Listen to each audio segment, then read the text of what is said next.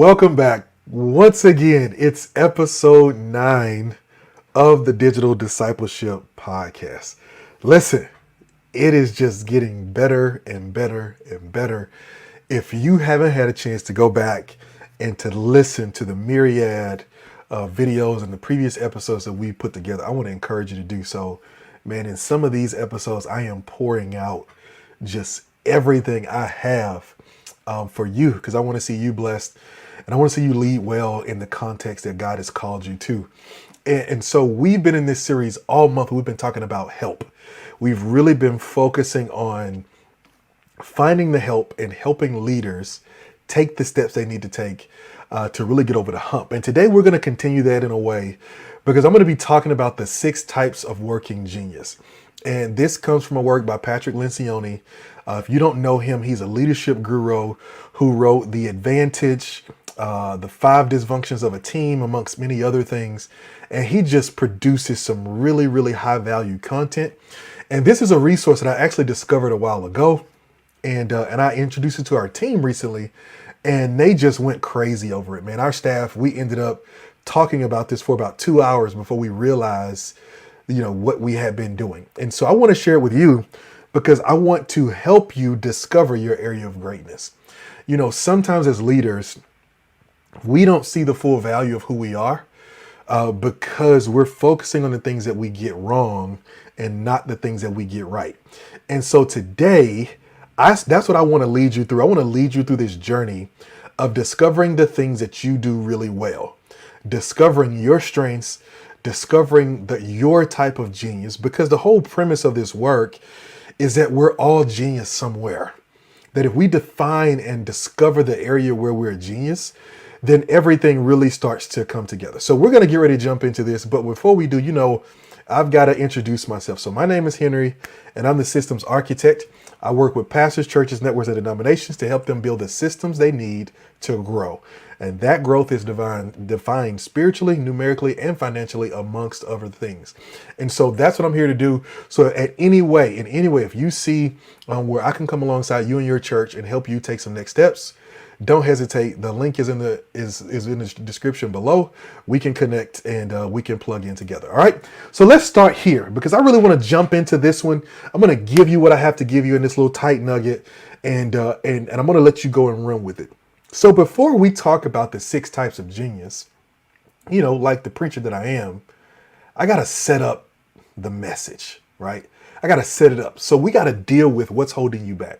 Side note, for all of my aspiring preachers and teachers out there, when you're coming and you're getting ready to deliver a message and you're giving people the word, you're giving them this truth that Jesus has taught or that God has given us in his word, one of the things that's always helpful is to explain the problem that the text is going to answer, right? Is to help people see the problem in their own lives before you just throw them answers. Don't give away your answers too cheap. You got to take them on a ride by putting the issue in front of them in their lap, letting them feel the emotion of their challenges, of their struggles, whatever it is. And then you bring in the word of God with Jesus as a hero and you kind of knock it home. That was a whole separate thing, but let me keep going, right? So let me do the foundational work first, all right? So let's talk about this. What's holding you back? If you're a genius in some area of your life, then what are the things that are keeping you from operating in that genius? What are the things that's keeping you from seeing your real value? What are the things that's keeping you from really noticing just how special you really are in the kingdom and in what God has called you to do? And so I know there's a ton of things that could be holding you back. It could be your mindset. It could be your location. It could be the people you're around. It could be who you're listening to. It can be all these different things. But today, what I really want to do is I just want to touch on 3 of the things that I know of that are probably holding you back. All right. 3 things that I know of that hold, and these are common things that hold most of us back as we kind of work through becoming ultimately who we're called to be. The first thing that might be holding you back is that you keep making the wrong comparison. Is that you're comparing yourself to people who are not compatible with you. especially if you're a leader, if you're a pastor. You're looking at your church and you're comparing yourself to another church. I remember when I planted on a college campus. I was dealing with mostly college students. And I found another pastor who was planting right around the same time. And I thought, you know what, we could have mirroring, kind of journeys. And for the first couple of years, man, we grew at almost the same rate. I'd call him and be like, man, we had 200 people this weekend. He'd call and be like, man, we had 200 people this weekend. It was great, right? But there was a stark difference. He was in a large city in Ohio, and I was in the middle of nowhere in Louisiana. He was leading middle to upper middle class Caucasian congregation. I'm leading college students with no money and jobs on a HBCU campus, meaning that they were 100% black, right? And 95% of them on financial aid, right? And so we had what looked similar, but two different trajectories, because he had a budget that was growing in a way that helped him keep going, and I didn't, right? And so for a while there, I was getting discouraged because I'm looking at my people like, why y'all not giving? And they looking at me like, cause we ain't got it, right? Excuse my English there, but we don't have it. And so what I discovered is that I was making the wrong comparison. And here's what you got to understand. There is no church in America that's exactly like yours. It just doesn't exist. Your church, your setting is unique. It is special. It is different. And you have got to embrace it for what it is. And so a part of what you have to do is you have to stop comparing yourself to people who are not in your city, who are not in your denomination, who are not in your context, who don't have your gifting, who don't have your people, who don't have your facility, and who don't have your call from God. You've got to stop the wrong comparisons. So you know how I stopped that back at that time? I completely stopped following all pastors and churches on social media. I did. I'm just being honest. It became discouraging because, I leave a tough day on Sunday where we struggled to get, 100 people in the room. We were first starting out, whatever it is. And man, I go sit on the couch and I go on social media and every pastor is just excited about how many people came to Christ. I remember one Sunday I went home and I'm like, man, it was thin in there. It was tough. The atmosphere was dry. Nobody really engaged in the worship. And worship was struggling. We had sound issues and my sermon wasn't great. And I go home and sit on the couch and somebody talking about, man, 100 people came to Jesus today. And I'm like, I'm happy 100 people came to Jesus. But I'm sitting here and because I had that comparison in my head, I felt like a failure. So you might need to do that too. You might need to take a hiatus from social media so that you can stop comparing yourself to the wrong thing. You see that picture right there? Somebody's trying to compare an apple and an orange. Those are two completely different fruits. Those fruits grow in two completely different places. And you just from two completely different trees. And one of the things that you've got to embrace is that you are one of one and you live for an audience of one. And so you got to embrace that and stop the wrong comparisons. Number two, another thing that might be holding you back is the wrong culture. The wrong culture. Sometimes you can absolutely be a genius, but because you're operating in a culture that doesn't celebrate your particular kind of genius, then it's going to make you feel out of place. It would be like an elephant who lives amongst a tribe of lions, right? If you're going to judge me based on my ability to track prey and to roar, then as an elephant, I'm going to always be a failure. And yet I can wade and walk through this pond that you always struggle to get through. I can walk through it like it's nothing. The fruit on the top of this tree, I can reach it like it's nothing. This journey of thousands of miles that we need to make over the course of the season, I can make it like it's nothing. But if I'm in the wrong culture will tear down what the right culture will build up. I often say it this way, is that when you're in the wrong culture, what they called brokenness and what they call failure, another culture will call beauty. And so what you've got to figure out is, am I in the right space where who I am and what I bring to the table can be celebrated? And ultimately, in the perfect world, every setting we go into, would celebrate who we're called to be, right? It's if we're genuinely living out a calling from the Lord, then that setting, that culture will celebrate that, right? That's the perfect world. Well, we don't live in the perfect world. And because we don't live in the perfect world, some cultures are just not conducive to who we are. And that's a reality. It's a hard reality. I wish I didn't have to have that conversation concerning the church. But I'm telling you, it's the truth. Is that there are some cultures that just will not celebrate who you are. I'll give you an example. If you go into a culture that is a controlling culture, when you start talking about empowering people, you won't be celebrated, right? You just won't, right? Because you've got a small group who wants to control everything, then when you talk about releasing other people, it just won't work. The same is true vice versa. It's one of those things that you have to find the culture that fits who you are. And that's assuming that you're walking in godly maturity in your gift, because the same can be true.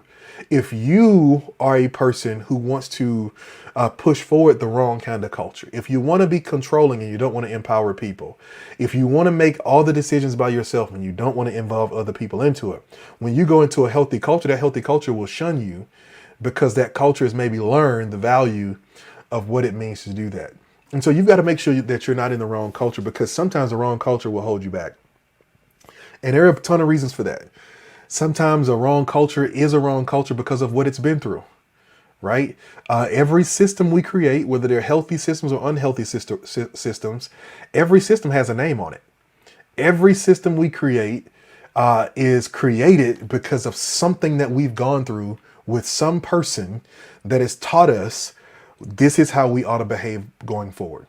So a church that has a system where everything is very controlled by either the senior leader or the people around them, it's because they maybe had a situation where they gave control to somebody and they abused it and they just never worked through it, right? And so you've got to be monitoring the culture. And here's the third thing, is the wrong coaching. One of the things that might be holding you back is who you're listening to as you strive to become who God has called you to become. And, this is a really sensitive topic, so I'm not going to go too deep into it. But in the culture we live in, where we're in this era of spiritual fathers and spiritual mothers and who's your pastor and who you're under and all these kind of things, I think there really needs to be some training on how the Lord helps us identify who those people are to us. I really do.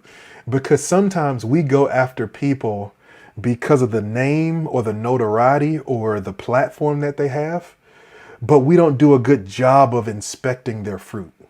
So for example, you're trying to, somebody is maybe trying to force their way into a relationship with a pastor who has a huge following and he's got a ton of people who love him. And he has a conference that's popular and all these kind of things. And you run in saying, you know what, I want to make this my spiritual father. And you never investigate whether or not they've raised up and released any sons ever in history. Like, you don't stop to think about the fact that all the sons that they have are adopted. They're people that they grabbed while they were on their way up.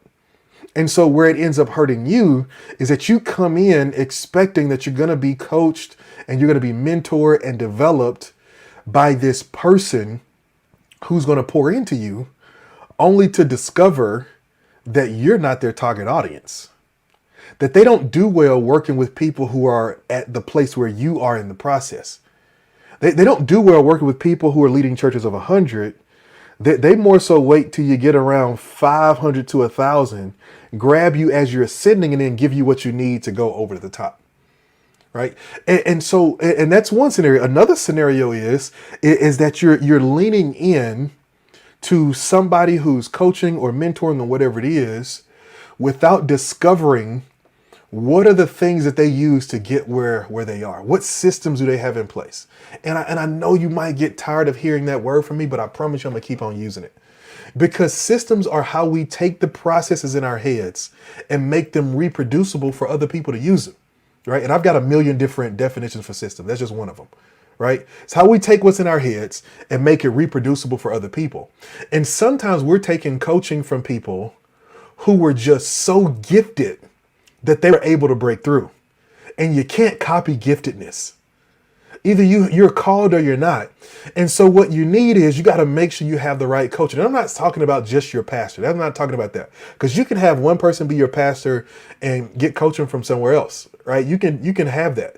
Like, for example, when I chose our pastor, he's since passed away. When we first connected with him, it was for our marriage. We need a leader for our marriage. I was a smart dude. I had Google. I could find ministry ideas and strategies and stuff like that everywhere. I needed marriage and I needed personal wisdom. I didn't need somebody who can blow up our church. I needed somebody who can make me a better man. Right.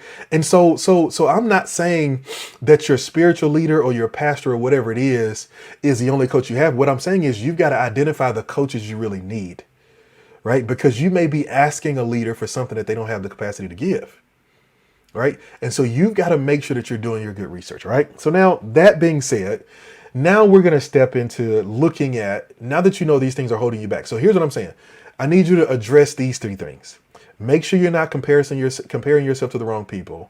Make sure you're in a culture that's conducive to who God has called you to be. And make sure that you're getting the help and the coaching you need for what you need. Right. If you need systems in the church, going to a leader who is a great shepherd may not help you, because they're going to be great at shepherding, but they may not be great at building systems, and vice versa.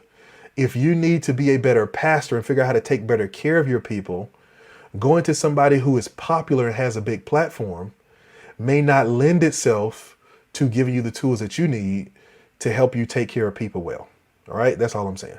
So now let's talk about this. If you can get over these things, now we can start talking about discovering your area of genius, right? Because there are 6 of these areas. We're going to talk about all of them briefly.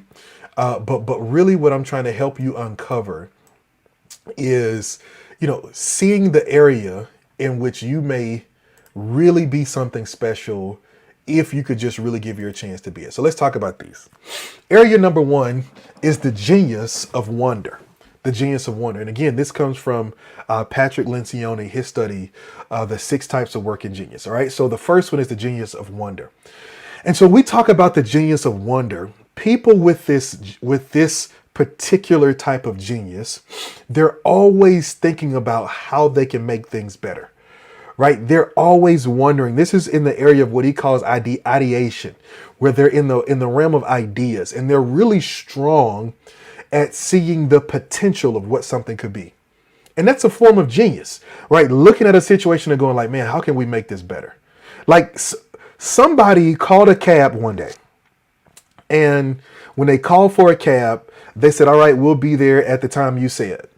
And then the cab didn't come at the time they said. So they picked up the phone an hour after the cab was supposed to be there and called. And the dispatcher said, well, he said he on the way here around the corner. And it was still another 2 hours before the yellow cab showed up. Somebody saw that scenario and said, you know what? It would be great if I knew exactly where the person who was coming to pick me up was. If I could literally look at my phone and see how far away they were. It would be even better if there were more cabs or rides around me. You know what? Why don't we create this and let's call it Uber? That's the gift of wonder. It's looking at something that's existing, that may even be working, and saying, but still, how do we make it better? Right? How do we make it better? Like people with this gift, with this genius, they're frustrated when things and people don't meet their full potential. And I'm gonna go ahead and tell you, this is where I live.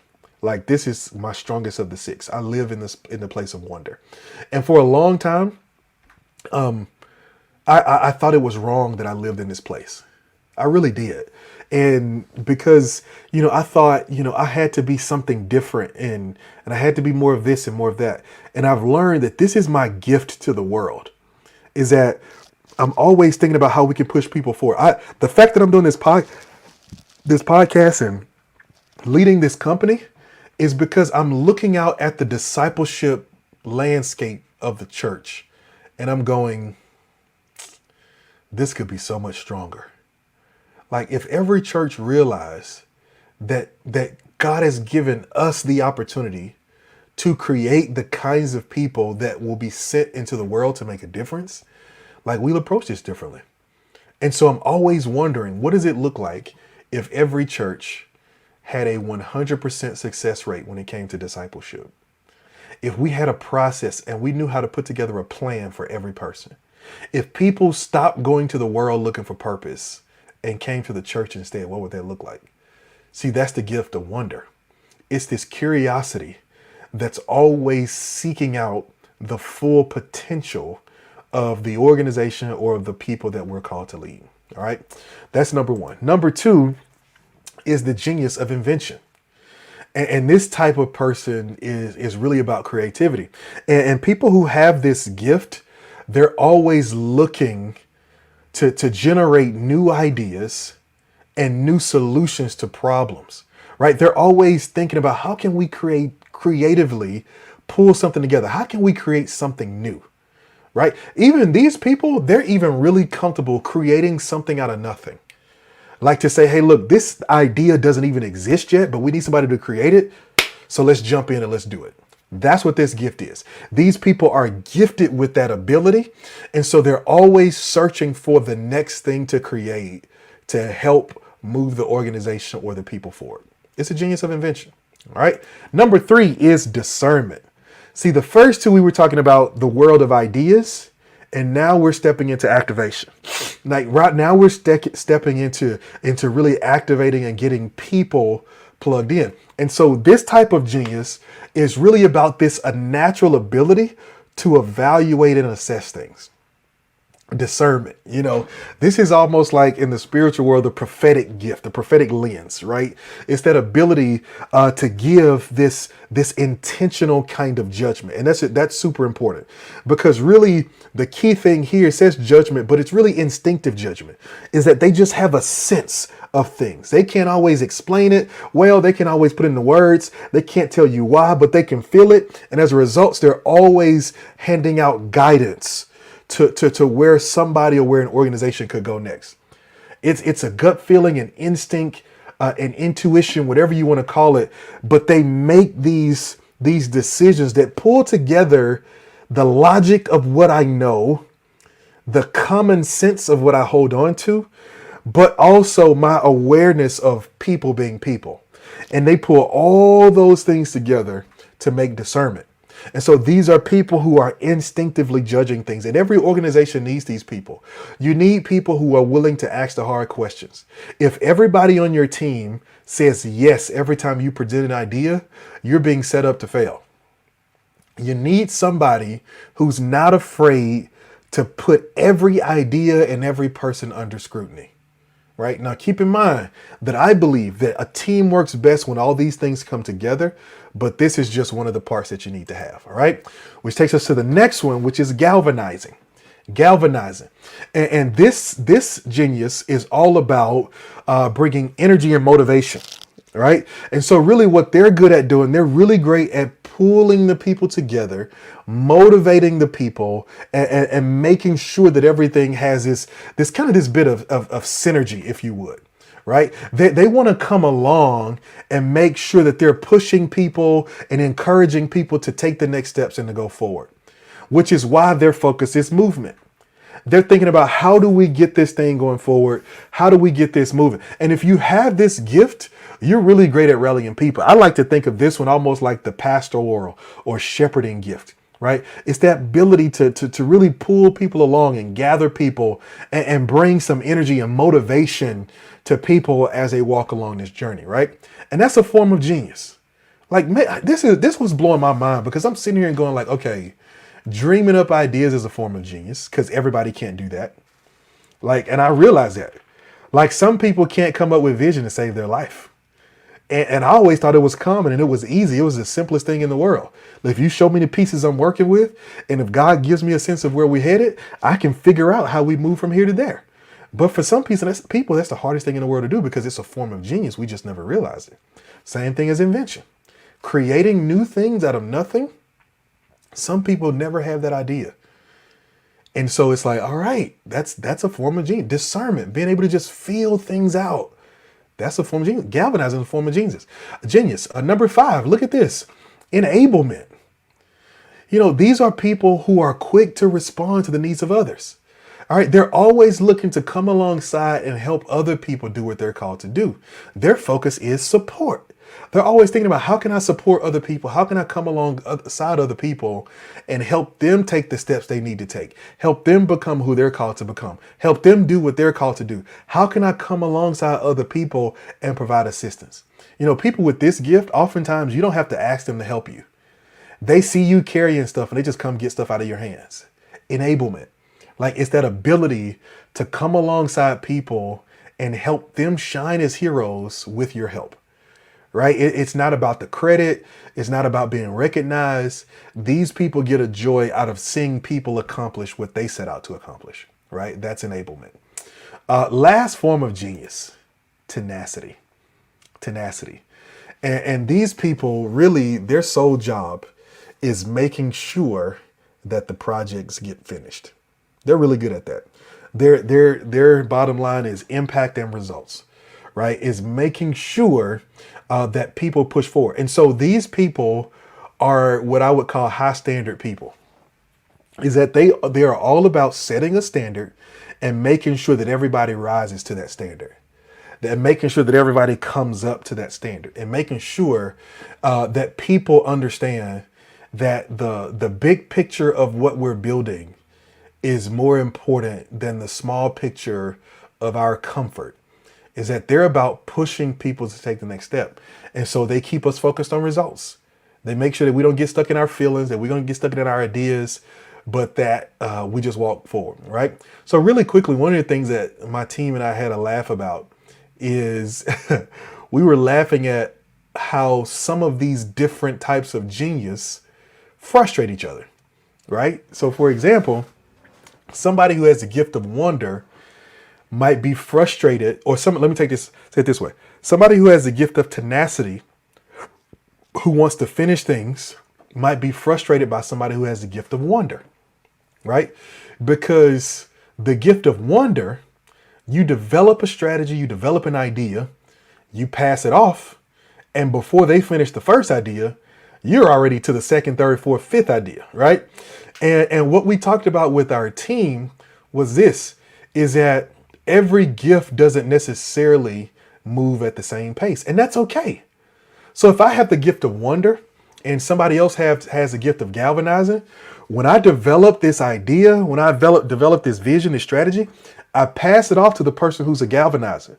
I pass it off to the person who has a gift of tenacity. And once I give it to them, they're now responsible for running with it the rest of the way.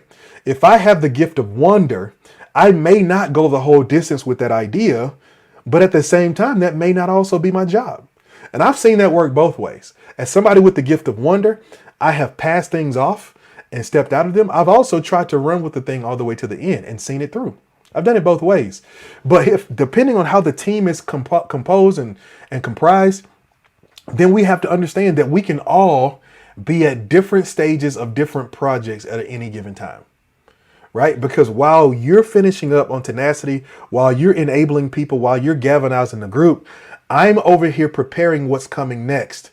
Because if we're going to be great leaders, we cannot wait until we need a strategy to develop it. Oh my goodness. Listen, can I tell you some of the greatest opportunities that leaders miss is because they start getting ready for it when it shows up. And that doesn't work. That does not work. Like you've got to make sure that you're preparing for it before it gets here, right? You've got to be preparing for what's next before it comes. So for example, right now, part of the vision that I'm wrestling with for our church is to be this almost like this different kind of multi-site model where the churches are, and again, I'm still fleshing this out, but where the churches are autonomous, but the leaders are synonymous. All right. So let me tell you what I mean by that. And so I'm fleshing out this vision where out of our church, we will send other leaders to go and plant churches. And when they plant those churches will carry different names. Those churches will be led by the leaders that we send out. Those churches will have, some unique identity stuff and culture stuff based on where they're going to fit. Their flow and their energy, their styles may be a little bit different. And so in that way, they're going to be autonomous. But the way that they're going to be synonymous is that the senior leaders will still be on staff at the main church. And so every week we'll still sit at the table with those senior leaders, with those staff people, and all those kind of things, because it's still the same DNA, right? It's still the same family. We just shifted from a family to an army to a nation kind of thing. And so since we're making that shift, we're still connecting and synonymous, right?